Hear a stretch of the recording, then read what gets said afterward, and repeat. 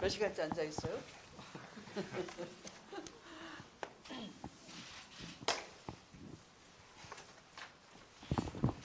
가을이 온 것 같죠?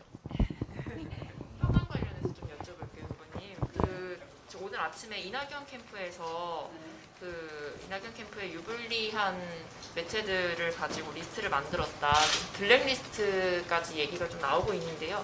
같은 후보로서 좀 어떻게 보시는지.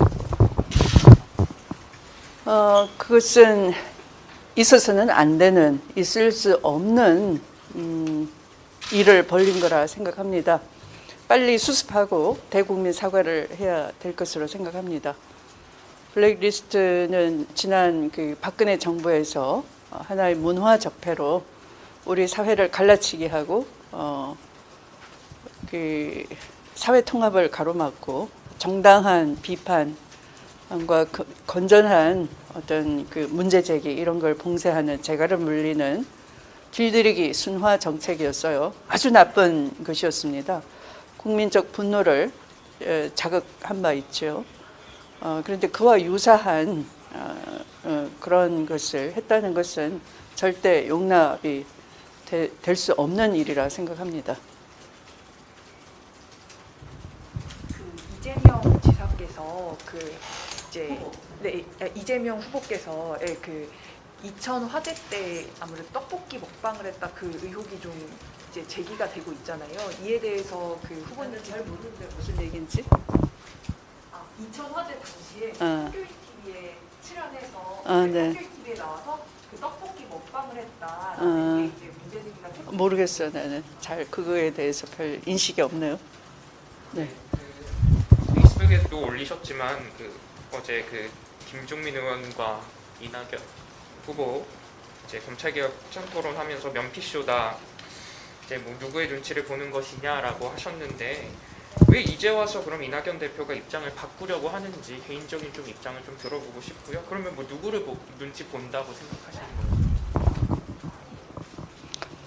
거예요? 보수 언론과 검찰 권력 이렇게 눈치를 봤겠죠. 뭐 그거야 뭐 제가 말씀드리지 않아도 그 당시를 복기를 해 보시면 될 것 같고요. 느닷없이 이제 와서 그러는 건 좀 저도 어이가 없어요. 왜냐하면 제가 어느 방송 토론회에서 그 자리에서 여러분 다 보셨지 않습니까? 전 국민이 보는 앞에서 이낙연 후보가 그 전에 수사 기소 분리, 검찰의 수사 기소 분리를 다음 대통령이 되면 공약으로 발표하겠다 그러셨잖아요. 그래서 제가 그러면 그 다음 토론회에서 대통령이 돼서 한다고 할 게 아니라 당 대표 시절에 못한 것 그것을 지금 합시다. 네, 그랬더니 답변이 물어보겠다. 의견을 물어보겠다라고 말씀을 하시더라고요. 그러다가 갑자기 그 수사 기소 분리가 분권의 원리에서 당신이 주도해서 하겠다라고 하니까 그러면 추미애 후보가 얘기할 때는 의견을 물어보겠다 유보를 하고 안 할 것처럼 하시다가 대통령이 되면 하겠다 라는 거가 지금 할 수 있는데 대통령이 되면 굳이 공약을 할 이유가 없는 거잖아요. 실천을 촉구했는데 실천 촉구에 대한 응답이 내가 하면 하는 것이고 추미애 후보가 하면 못하는 것이다 라는 식이면 상당히 이게 공약 가로채기 실천에 대한 응답도 아니고 약간 얌체라고 국민들이 생각하시지 않을까요? 전 좀 어이가 없었어요. 지금도 할 수 있어요. 오늘도 할 수 있어요. 그죠? 네. 근데 제가 아이를 길러보지만 우리 아이 보고 야 예방주사 맞으러 가자. 그러면 엄마 내일 가면 안 돼. 내일 가. 그 내일이 또 오늘이 됐어요.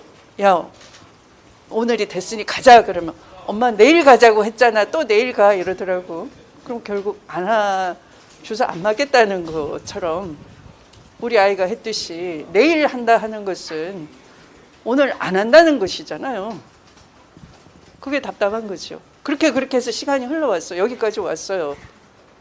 그래서 아니 그 총리 때 못하시고 당 대표 때 못하시고 그러면 왜 대통령이 되려고 합니까? 권한이 있을 때 안 했는데라고 어떤 후보가 물었더니 못했기 때문에 대통령이 돼보고 싶다 이렇게 또 약간 비켜가는 그냥 약간 코미디 같은 답변을 또 하셨어요. 어제 지금 검찰개혁 당시 이낙연 당시 대표랑 좀 그때 얘기들이 오가고 있으시잖아요. 얘기 오간 게 없는데. 김종민 의원님이 어제 김종민 의원은 법사위원으로서 또 수석 최고위원으로서 때로는 뭐 저하고도 대화한 게 있지만 저의 정책 보좌관하고 돌아가는 상황 뭐 이런 걸 얘기한 것이지 그게 그 당시에 이게 당 대표의 입장이다 장관이 이해하라 이렇게 해준 적이 없어요. 그랬으면 나도 얘기했죠. 당이 확실하게 뒷받침하고 있으니 빨리 그러면 수사 기소 분리 법안을 내라라고 하든가 했겠죠. 그러면 정책 보좌관 통해서 제가 물어보면 당을 걱정하면서 자기도 한계 부딪힌다 이런 식으로 얘기를 했는데 지금 와서 그게 당 대표 뜻이라고 왜 그렇게 방패가 돼주는지 이해가 안 되네요. 앞뒤가 안 맞는 얘기잖아요.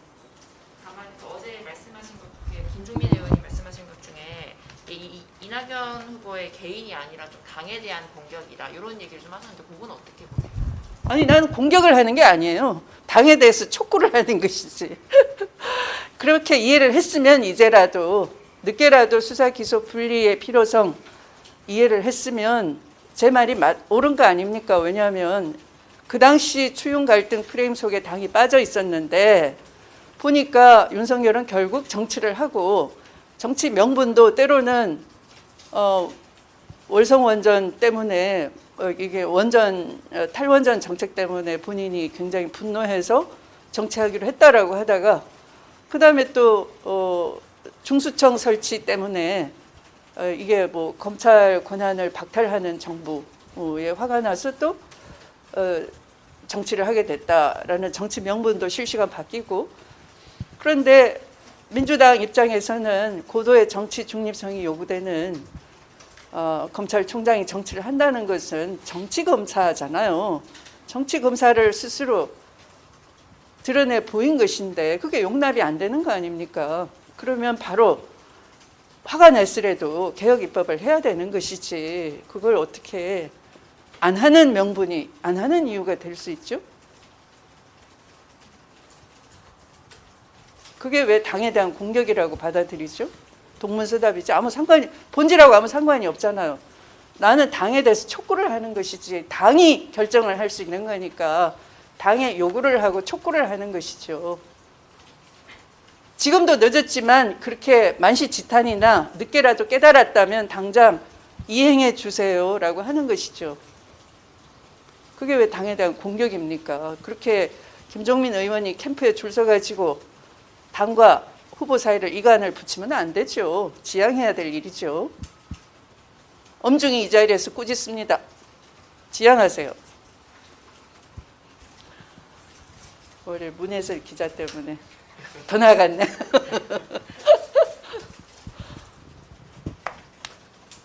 메타버스 바로 실시간 때문에 네. 디지털 이거 어려웠어요. 이거 중요합니다. 공부하고 다시 여쭤볼게요. 수고하셨어요. 감사합니다. 네.